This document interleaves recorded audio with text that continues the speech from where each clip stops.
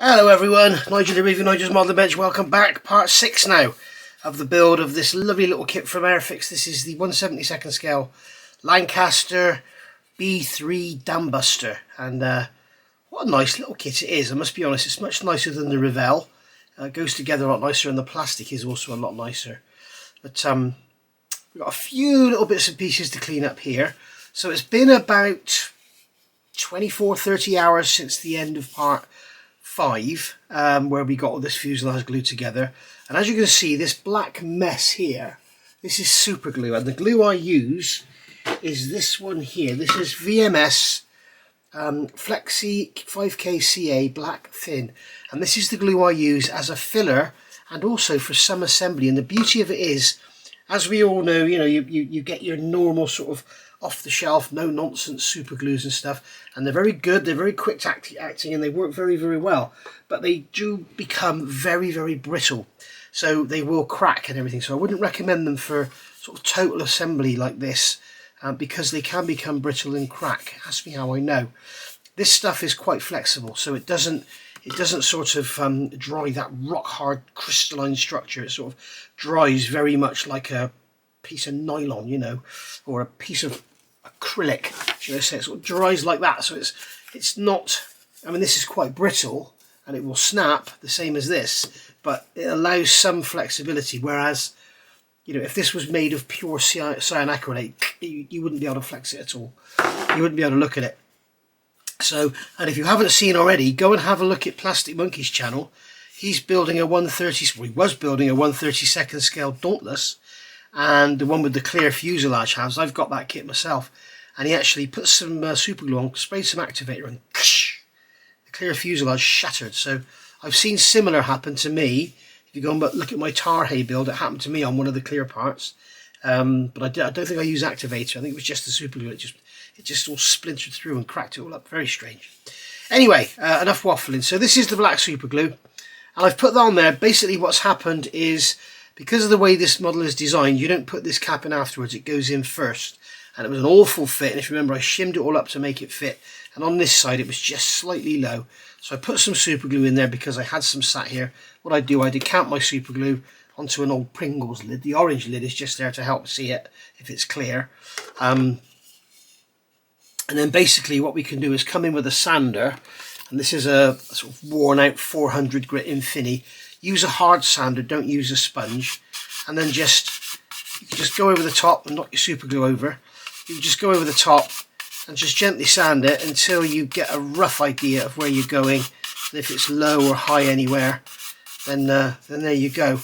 The other thing it might be worth doing is, if you are sanding anywhere near windows, just get a piece of masking tape and just cover them up. This is the masking tape. If you remember, I put some tape around here, I put some tape around the front. Just take it off, stick it on the side of the bench. It's great for reusing for stuff like this. It's perfect. Why throw it away and use a new piece? It's good for your pocket, it's good for the environment, so that's the main thing. So just going over there and just gently sanding, and now we can see we've got a full circle around the outside here. We can see that in there we have a couple of shiny areas. If I can catch them, there you go. See a couple of shiny areas there, and that's low spots, so we need to put some more in there. So now what we'll do is just sand over the top and just get the top sort of flattened out, and as you can see, we're getting there. Now, for doing this sanding along this seam, I'm not going to go too perfect with it because I'm going to leave it to dry for longer. What I'm going to do is get a pencil and just draw with a pencil over there, like that, okay? And that way I can see straight away when I start sanding, I can see, sand this, it needs a clean, just wipe it off on a piece of denim. I can see where it's low, and if you remember in part 5, I did talk about this area here. What's happened is the fuselage halves, instead of being like this, they're sort of like that. They're going down in the middle, so we need to get some filler in there. Otherwise we're going to have to sand all of this fuselage away and lose that shape, which I don't want to do, because then we've got this fairing that's going to go on the back here for the turret. That won't fit. So what I'm tempted to do is, as you can see here, if I put some more pencil on there, you can see, as I'm going over here, you can see the pencil remains in the middle. Okay, so you can see that it's sanding just the outsides. So that's what I'm going to do now. I'm going to carry on sanding here where this lump of super glue is, and I believe we're also hollow there, and that's why you can see we're sanding this cap, but we're not actually sanding that glue in the middle. So what we're going to do is use that super glue again, and just run some down there and build that up, rather than try and sand it all out, because what we'll do is just lose the shape. Now, over the top of the fuselage here, we've got these raised areas here, and these are, see, there's one there and there's one there, and they're escape hatches. Now, whether they should be raised or not is another story, but we're going to try and preserve that. So all we've got to do is get a piece of tape. I don't have any more old bits of tape lying around. We'll get a piece of tape and we'll just stick that over there to protect it. And then if the sander does slip, it won't, obviously the tape isn't going to protect it indefinitely, but you know, one slip and it'll protect it. Now here you can see we've got a bit of a step going on, which I tried my hardest to avoid, but I couldn't do. And as I was saying in part 5, I think we've got an issue here where one fuselage half is physically smaller than the other, and this often happens. If you go and look at Will Patterson's channel, he did a B.III in 1/48 scale, and his fuselage halves were ridiculously different. You know, he hardly even got them together, they were so bad. So there we go. So I can feel that's a little bit rough there, that's okay. I can feel we've got a bit of a step there, that's okay. And then what we'll do is move this tape so that it's on the other side of that escape hatch, just like so, just to protect the edge. And then we're just going to sand over here. Again, if you want to, you can use pencil. This is all about dealing with seams, guys. So this sanding stick has seen better days, I think. I'm going to have to use the next one up, which is actually a 220, but it's pretty much worn out. You can hear straight away it's working much better. The trouble is with using worn sanders, you tend to push, and then what you do is you start to lose your shapes. So I'm just going to go over here with this one as well.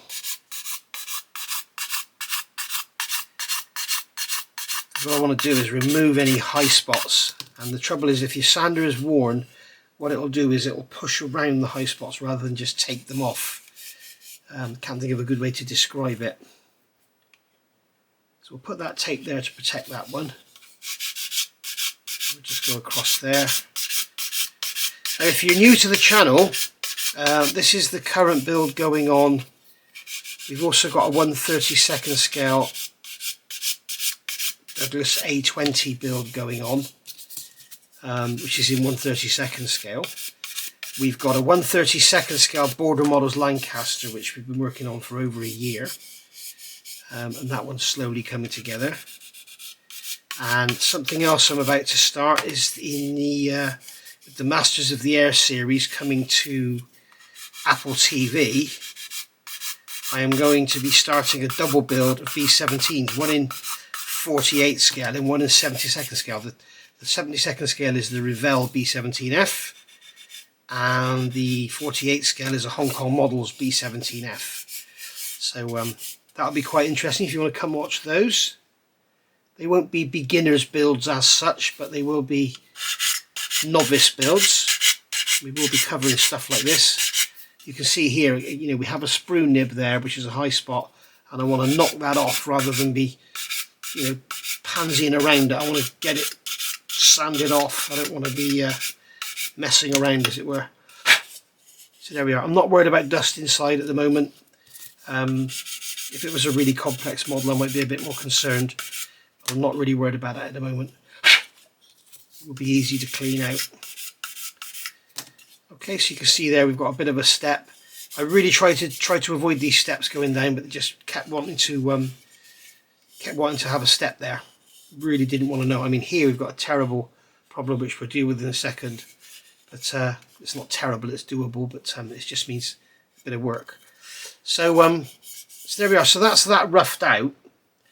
And what I mean by roughed out, I mean I've just gone over it quickly just to see where we are. Now there's no point in going over and trying to sand a perfect seam when you've got areas like this that need a lot of filling. Okay, so yeah, what I would suggest is probably leaving this a bit longer, because it is the softer Airfix plastic for one, and it's also had, you know, it's not been very long in the drying. You can see here we've got some super glue I've put underneath to act as a filler, and that's where we had some sink marks. Sink marks, I hear you say? Sink marks? What, in an Airfix kit? No. Yeah. So there we are. Now here we've got a sprue nib sticking out. We've got another one there. So what I'm going to do is come in with this coarser stick and just knock that off.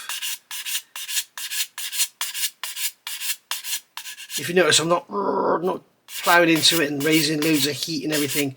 I'm just gently going over it. You can see here we've got a step.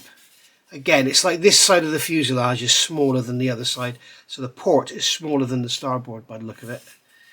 But it happens a lot. Now I'm just going to check these lights here. Yeah, they're under the surface, so if I sand over here, I'm not going to ruin the finish on those lights. But I do need to be careful not to go put in a big gouge in our scratch built gun window, if that's what you want to call it. So just gently going over there. In fact, because this is underneath, I'm tempted to sand it out rather than worry about using fillers and stuff.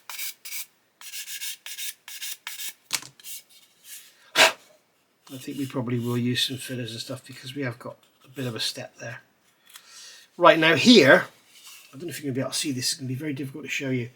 Here you can see where we've got a sink mark there, which will need to be filled. Can you see that in the shadows? There you go. There's a line there, and that's where there's a mould pin inside. So there's a sink mark there, but you can see here we've got, this is kind of stepping up, and we've got a step here around the edge of that gun, but there's no step, so I'm going to make that step.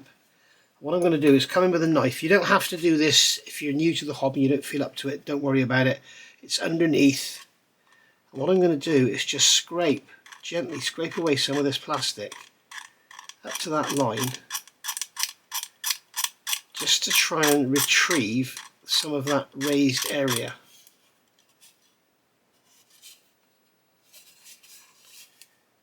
Okay.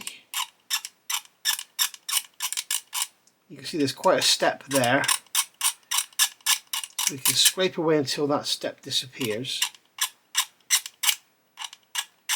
This is one of the problems I don't like when they have, I'm not picking on Airfix here because all the manufacturers do it, but I would much rather have, when you're going to do stuff like this, I would much rather have a piece that pops into a hole, you know, much like that, rather than trying to make this level up and fit, because you're not only trying to make it fit nicely in the hole, you're also trying to make it fit flush or slightly raised or slightly lowered or whatever it is, and you're always relying on one half fitting as well as the other, and it just never works out that way.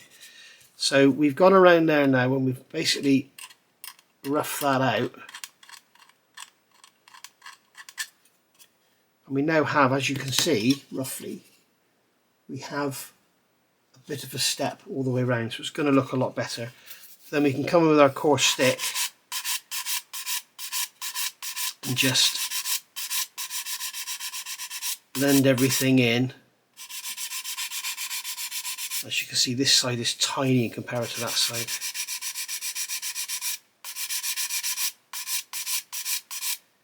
And then when it comes to fitting the fairing in here, we'll have to blend that in as well. You can see we've got quite a step going on there. And just scrape that plastic away from there.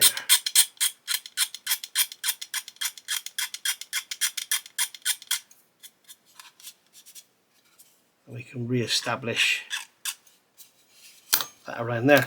Now if I built another one of these, this is the beauty. You see a lot of people don't ever build just one, they'll build 2 or 3 kits. And the reason is, Paul Budsick is big for that, he'll do sort of 3 at a time. When you find things like this, I know now on the next one to actually put that in place, and while the glue's still soft, put the fuselage halves together, get it all taped up, and then get my fingers in there and make sure it's all level and the same on both sides when everything is all joined up. So there we go. And yes guys, I'm aware that I spend time doing this and it ends up being an hour-long video and we get about 10 minutes work done. I'm exaggerating. But I think it's important for you to see things like this rather than just show you, ta-da, there it is. So you can learn from this and you can apply this to any model, not just this one. And yes, the first time you try it, you'll probably make a bit of a mess. But at the end of the day on here, it's underneath. So if you do make a mess of it, just sand it all flat. Who's ever going to know? You know, if you don't ever put your models in shows or anything, no one else is ever going to see them. But for me, it's all about my self-satisfaction, knowing I've made an improvement and I've got it right. You know, it's a bit like adding that clear piece in there. It's not, you know, it's not 100%. You don't have to do it, but I've decided that I want to.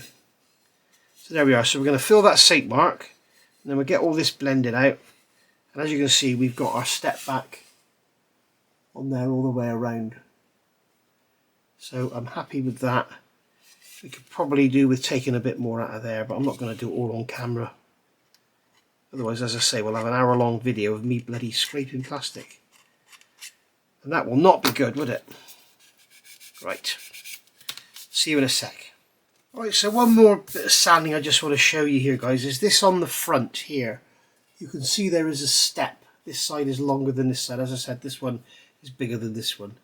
So what I'm going to do, you see people going in with sanding sticks and start sanding and stuff, and they start to make little gouges in these faces here and everything.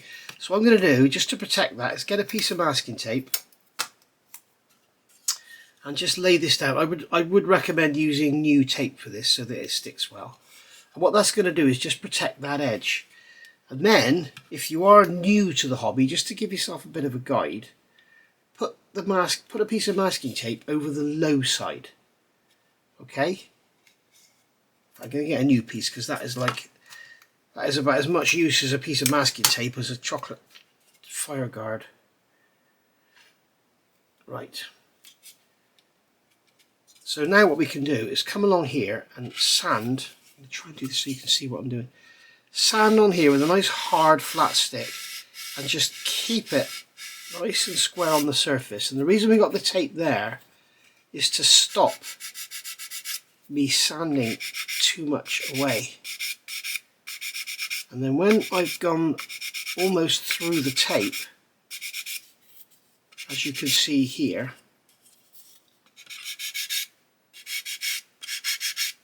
what it's going to do is it's going to prevent me from sanding too much. So you can see here we're almost through the tape. And at the moment what we're doing is removing all the plastic from that side. Now this is only cosmetic, nothing's going to butt up against here. It's not like it's like on a B.III or something where it's going to come back and butt up against it. You need it to be nice and square. This just needs to be nice and square so it looks good. So now we can come along and take our tape away. And as you can see we've gone through. So that means I'm going to have to grab a pair of tweezers and just grab that piece from there if I can get hold of it. There we are. Okay, and then we can just gently rub over the two. And as you can see now, we've got a nice flat, even face. It's not, the risk was if I just went in and sanded straight away, I would be doing, exaggerated, I would be doing this, and I would end up sanding too much from there. So what I've done is just used the tape as a guide to make sure I only sand this side, not that side.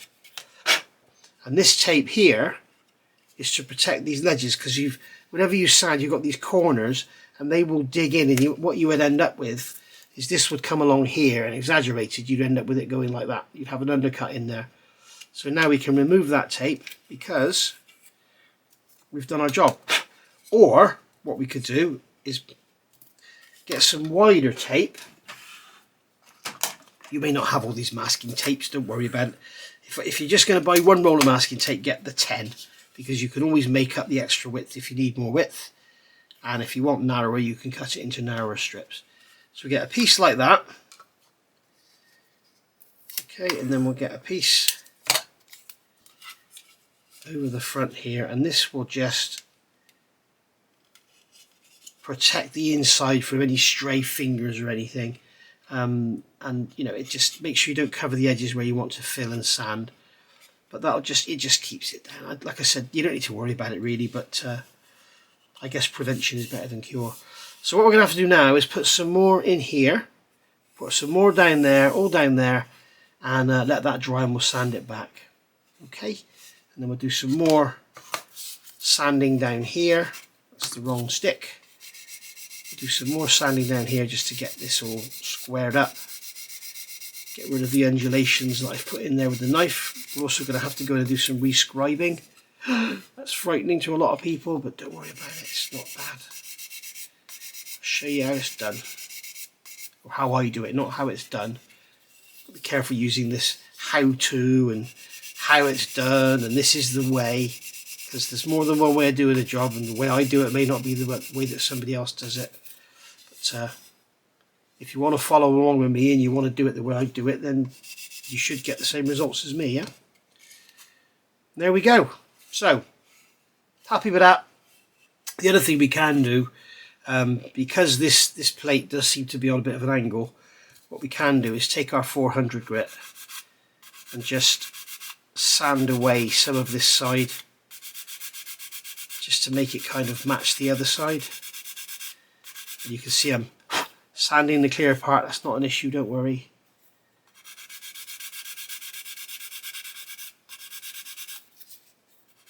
As I say, this is a worn out 400, it's more like an 800 grit. Okay, so we can sand that down so you can get it all sort of pretty even all the way around. There we go. Still needs a bit more work. I'll do that off camera and then I'll come back. What I'm going to do is just put some super glue in there. All I'll do is decant some super glue. I'll show you how I'm going to do it. I'll decant some into there, just like so, and then I'll just use a cocktail stick or something just to take it from there, run it down here, and then just leave it to dry.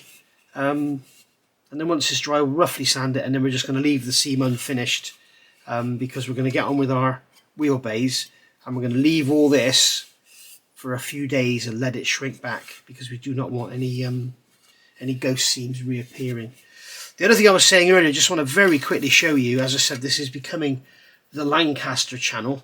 Here we have a Hong Kong Models 1/32 scale Lancaster nose, and you can see the difference in the size here. There's your 1/72 scale Airfix. This is 1/32 scale, so you can see the difference in the size. Absolutely huge. And this is the 1/32 scale Border Models Lancaster nose. So you can see this one has all the raised rivets and the texture effect, just like the real thing. This one is a far better. If you're a newer modeler, the Hong Kong Models kit is your best bet. This one here, unless you've got a few years modelling experience behind you, I think you'd really struggle putting that one together. It's not necessarily a bad kit. It was originally a Wingnut Wings tooling. If Wingnut Wings had released it, it would have been perfect. But unfortunately, the tooling was never really finished, so it's got a few little issues with seams and stuff like that. There's a few little fit issues on little bits and pieces. The instructions are awful, the decals are awful, But other than that, it's a lovely kit. This one, on the other hand, you don't have the raised rivets to worry about when you're sanding and everything. You can imagine, you've just seen me sanding that. Imagine trying to repair all those raised rivets when you've been doing that to it. You don't have the textured skin to worry about, so you can just sand the whole thing flat should you want to. So when it comes to doing seams up here, you can just sand away and then put the rivets back in if you need to. Whereas with this, you've got to, if you look at my border models, I'm actually replacing the rivets where I've been sanding using rivet decals. But what I'm doing here, the reason I've got these two, I've got a drawing here of the HK model and the border model, and I'm measuring out to see all the differences. And what I'm going to do, the actual border model Lancaster, the interior is far superior to the Hong Kong models. So rather than, the canopy is far superior, the nose turret detail is far superior, the nose blister is nicer. So what I'm thinking of doing is actually taking all the internals from this and transferring them into there, but also cutting down here and down here and fitting that nose onto that model. So wish me luck, we'll see. But stay tuned to the channel and you'll see me doing that. I'm not going to do countless videos about how I'm going to cut it, where I'm going to cut it, why this and that. I'll probably start off with, right, I've decided I'm going to cut it here, so here we go. And then I'll show you how I cut it, and that'll be that. And then we'll get all the interior fitted into there. So, remember I showed you my border models Lancaster in one of the, I think it was in part 1, wasn't it? So you can see that, go back and see that there should you want to. So, yeah, I'm going to do some more sanding here, get some filling done. I'll be back. Alright, so I've got the super glue down now into all the seams. And here, if you notice, I haven't just tried to do it all in one. What we'll do is we'll sand that back and see what it's like, and then we'll fill in around where we need to go. Don't worry about completely filling in this panel because that is incorrect anyway. They didn't actually, you couldn't see that shape. You couldn't see the circular shape. It was plated over with a panel which was kind of a larger circle with the sides cut off. So we'll kind of depict that somehow, and I'll show you how in the model when we come to it. Down here, when it comes to areas like this, where you've got these lights, the glue is quite thin, and if you just go straight in with the glue, it will capillary around and it will probably make a mess of your lights. So what I tend to do is just put a drop in the middle there and a drop up to the edges, and then when the glue is sort of started to gel off a bit, you can just pull it up to the ends then, and it's liquid enough to go in and repair the seam, but it's not liquid enough to capillary around. So just bear that in mind. I'll show you on here. You can see that it's gone quite sort of gloopy. It's more like a thick CA now rather than a thin CA, and that way it won't run around. It's the same as I do with the with the fuselage halves and everything. Don't put tape on them until the glue's gone a bit gloopy, and then you can get around there and get around the tape, and it won't all capillary under. So we're going to let that dry. I don't quite know how I'm going to put it down, because wherever I put it down, I know if I put my tape there, stand it on there, there we go. And we're just going to let that dry, and then we'll sand it back. I don't want to go using kickers or anything. It can make the glue go very hard. It can make it very brittle. It can also sometimes affect your clear parts. Even the ones that say do not affect clear parts, sometimes they do, because clear plastic is not always the same. So I don't risk it now. I've found out too many ways the hard way. And as I said, Plastic Monkey's just done one and it exploded. I've used accelerator and my clear parts have just gone white, and it's almost like, I've painted them with white paint. It's almost like a finish you have to almost rub off. It's like it's on there. So just keep the accelerators away from your clear parts. Yeah. See you in a second. Right, so fuselages can dry now, so we're just going to stick that over there. We'll stick it out of the way, so we're not going to knock it over or anything. Just let that super glue dry. So we've done all this, so we can move over the page, and now we're starting on the wheelbase, and this is the clever bit of Airfix's construction. It's really nice. So we're going to get these wheelbases built up. So you can see here when you look at the instructions, we've got D18, D17, D16, D18, D17, D16. So the parts are kind of handed. On this side, D17 goes on the outboard, on the port side, and on the starboard side, D17 goes on the inboard. So it's nice and easy. So we've got all the parts here. So we've got 4 off of D16s. So we can get those off the sprue. So we can get them off We've got the 17s and the 18s, and they're clear which is which, because you can see on the back they're completely different on the back to the front, and you can see when you look at the instructions which side should be out and which side should be in. Now, one little thing I just want to show you here, if you want to do this, if you don't worry about it, it's not an issue. We're going to get enough parts off to do one side first, and I'll do one on camera and then one off. I like to get hold of a little tool like this. Here I am unprepared, and this is called a burr. You can find these on Amazon or whatever. You don't need the expensive ones, just get the cheap ones, and that's called a burr. And this one's a 3mm ball ended. You can get all sorts of different shapes. You can see here we've got a ball ended here. There's a larger one, there's a flame there, we've got just a complete ball there, then there's a straight one. You can see you get all the different shapes, and they're really handy for modelling. Now, if you look here, you can see that this is a great big thick chunk of plastic when you look through these holes. But if you come in from the back with your burr and you just thin out the plastic at the back, I'll do 2 and I'll leave 1 as the plastic, and you can see how much nicer that looks, how much more in scale those first 2 holes look than that last one.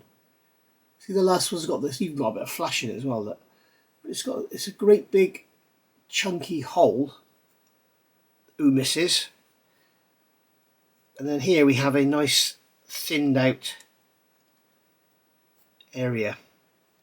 Okay, so there we are. I just think it looks so much better. How much of it you're going to see, I do not know. But it just looks, when you look at that, you look at those 2 next to each other, you know, one looks like a piece of sheet metal and the other one looks like a piece of plastic. So we know what it should be, don't we? So I'll get these cleaned up and sanded down, and then we'll start doing some assembly. Alright, so we've got the parts off, cleaned up, as you can see. There are ejector pin marks on these parts number D16s. There are ejector pin marks in one side. I don't think you need to fill them, but I have anyway, just in case. But we'll see when we get it together how visible they are, and then you'll know. I have also noticed here, Airfix are telling us to paint these areas here. This is inside the flaps. They're telling us to paint that 78 green. On a Dambuster period aircraft, they would have been black. Wheel bays, bomb bays, flap areas would have been black. Okay, there are many photographs out there that show them black. The only aircraft I've ever seen that are actually green are the post-war restorations and stuff, like the Mark 7s and stuff. If you look at Jess Jane, I think she has green flaps. But yeah, so somebody did tell me once, I'm not sure if it's true. If you know this is fact, please put it in the comments below. But I was told there was a manoeuvre they could do if they were caught in a spotlight. They could drop the flats, drop the undercarriage, open the bomb bay doors, just to cause as much drag as they can and slow down very quickly and fall back out of the beam. And they did. When they did that, obviously everything was exposed, so they had everything painted black underneath. Whether that's true or not, I do not know, but it does make sense. It certainly does make sense. So there we go. Right. And also, when you look at it, B-17s, I've just found out B-17Fs, the whole underside of the aircraft is light grey. The whole upper side is like that olive drab colour, with the green blotches on it. But the bomb bay is grey. The bomb bay is painted the same colour as the underside of the aircraft. So obviously it was done for a reason. There's a reason for the madness. Anyway, right, so we've got the fuselage here. The super glue is pretty much gone off. If I put my finger in it, it'll probably make a mess, but we can see that it's pretty much dry. So good enough for us to carry on. So we can see here we've got, as I say, 17, 16 and 18. So we'll start on this side first. So this is the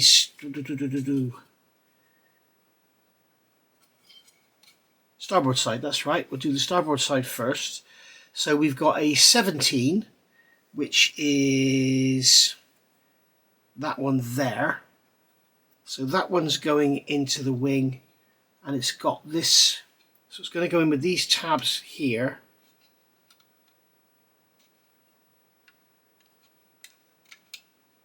So it's going into those tabs in there. So that's going in like that. So that's slotted in there.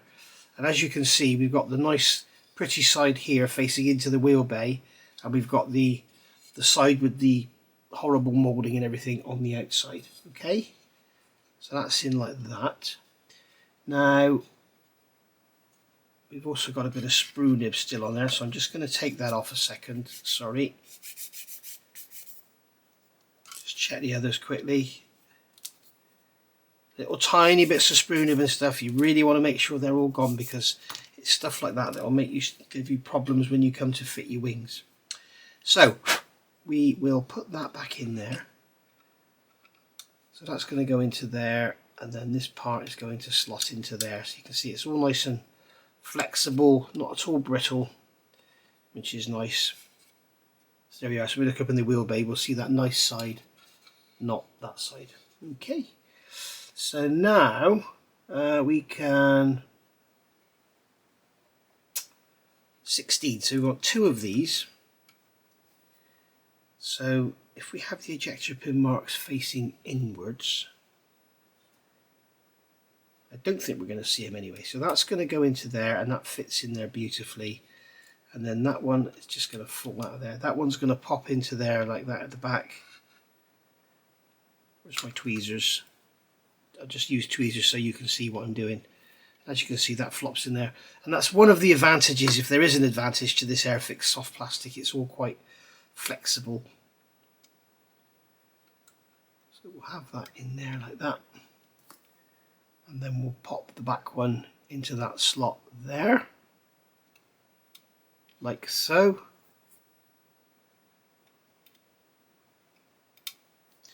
And then we're going to pop one of these on, and again we've got this the wrong one, because you can see it's got the nice side facing out. On this one we want the nice side facing in. Okay, so that's going to pop into there, and then the back end will pop into there, and we'll give that a quick squeeze, and there we go. That's our wheel bay all done up, and that is a beautiful engineered solution to the issues of the Dambuster, the Lancaster even, or Lancaster, however you want to say it. That is a lovely solution to that. So that's the wrong one. So that one's going to go into there, just like so.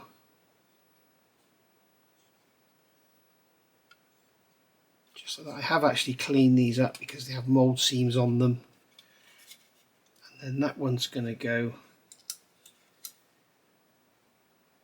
into there. Just make sure it's the right way round.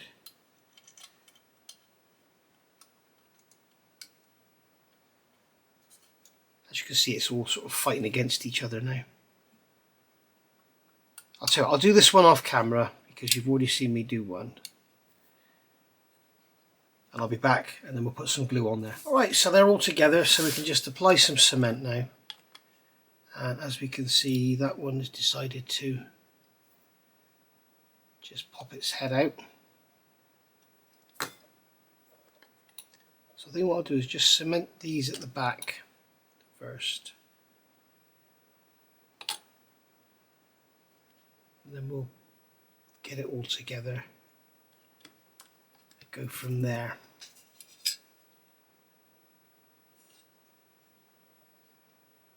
So I'm just going to cement the backs of them. Push them all together and make sure they've seated nicely. And we'll do the same on this side. I'm going to be careful not to touch the fuselage with my fingers, because while I'm squeezing this together I'm getting glue on my fingers, which is not a good thing. Just like so.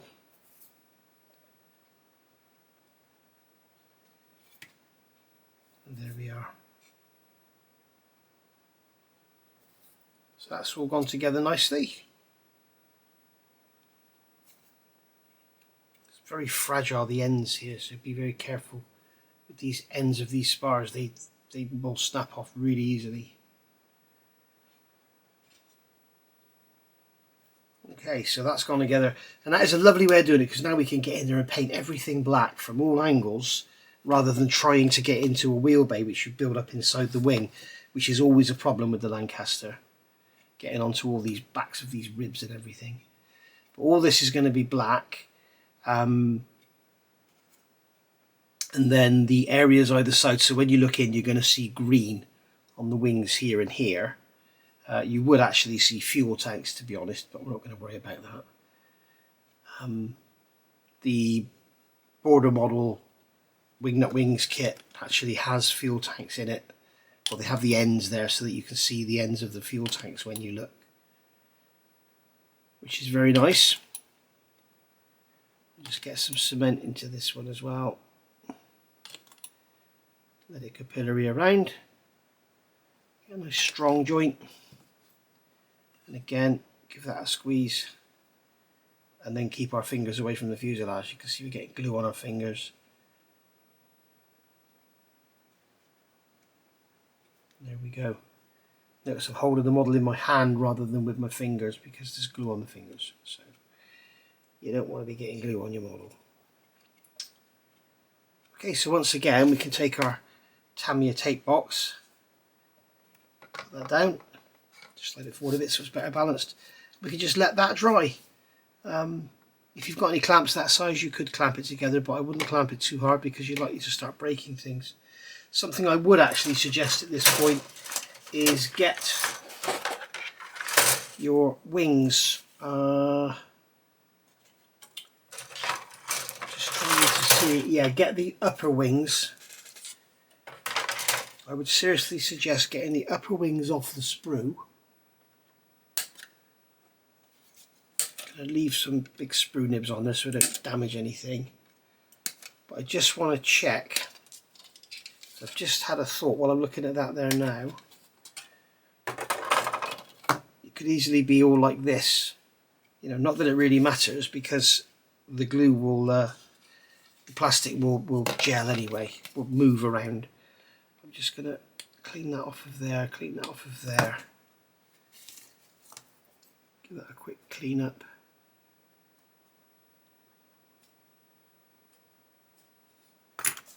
And just a gentle, don't want to mess that face up too much because we want to get a nice butt joint against the fuselage. But we can see there that those spars fit in.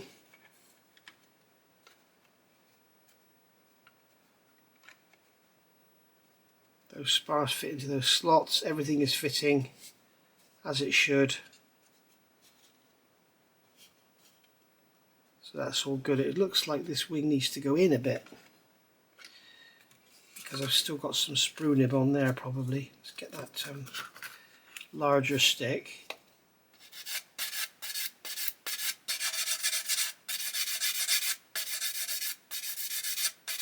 This is where all your fettling's going to come into play to get a nice joint.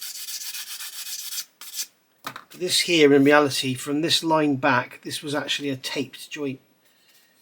So you can tape it if you want. There we go, that's better. You saw that tiny bit of sprue nib and you saw what a difference that's made to the fit. You can see that it still does want to go in a bit.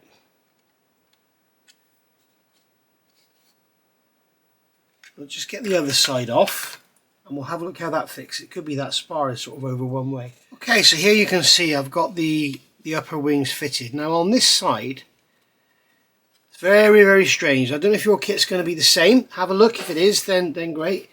But basically, on this side, it's almost as though that's too far in or the wing is too long. Now it fits here on this forward spar beautifully, but it doesn't fit very nicely on the rear. It does now because I've sanded it. So what I've done is actually taken my 400 grit worn out sanding stick and just removed some plastic from here to allow the wing to sit a bit tighter on the fuselage. Now that has made it fit beautifully. The other thing I did, which I will show you now and you can do on yours, let's just peg that on there. If you put a straight edge, use this as a straight edge, if you put a straight edge across here and look straight down on it, that line there should be straight. And what I discovered when I did this, that wing was exaggerated, that wing was off at an angle like that. So that would figure that the back end is So either it's an issue with the moulding or whatever, but now it's, I don't know if you can see that on there, but it's lovely and straight, parallel, and it all fits beautifully. I don't think I've got a peg that will reach in that far that will actually clamp that spar. Oh, yes, it will. So you can see now that's fitting in there lovely. This side fits perfectly out of the box. But yeah, that's fitting in there lovely. So we can clamp that one there, we'll clamp that one there.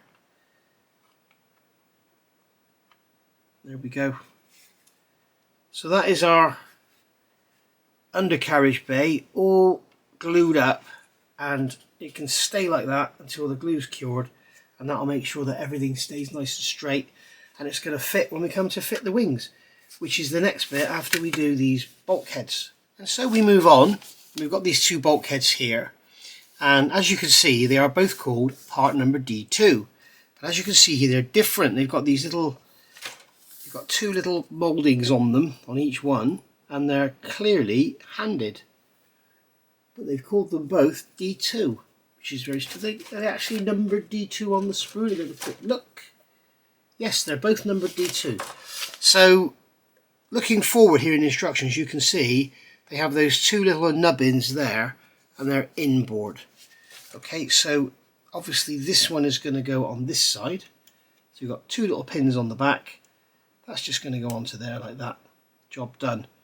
So now what we can do is just, with that on there, we can come with some extra thin, put a drop down there and a drop over each pin, and that'll be ample to hold them in.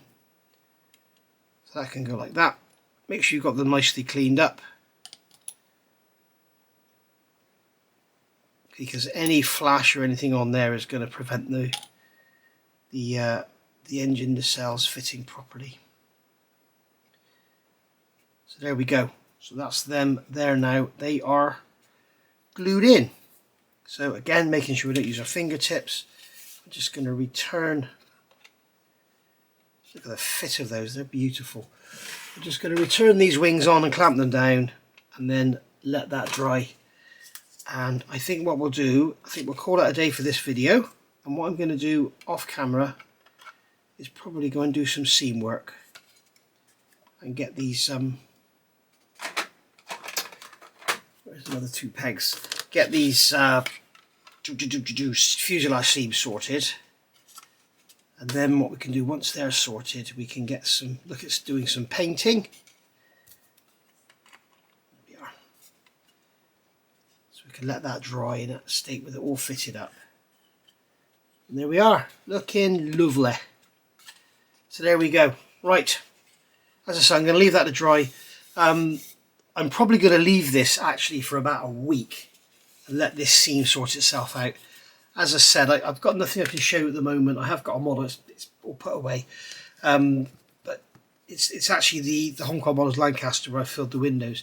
And I've come back to it, and what I've done is put the windows in and filled them all around and everything. Come back to it now 6 months later, and I can see every window where everything's just shrunk back slightly. And what would happen with this is I would sand all this out now, get it all primed, it'll be lovely, come back in a week or two and it'll have a line there. So, and that's the worst thing, you've got your model all finished, it's all clear coated, all the decals are on, and you've got it there on your display, and you can see a great big seam line all the way down the fuselage, and that's what comes from rushing. The one way to avoid it is to use super glue to glue it together, but then you run the risk of it cracking and splitting, so you can't win either way. Right, thank you for watching. I will see you all very soon with part 7, and I think in part 7 we're going to be painting all of this, getting the wings fitted, and then getting the lower wings fitted, so it's really going to start looking like a Lancaster in the next part. So I'll see you back for that. Thank you for watching. Bye for now.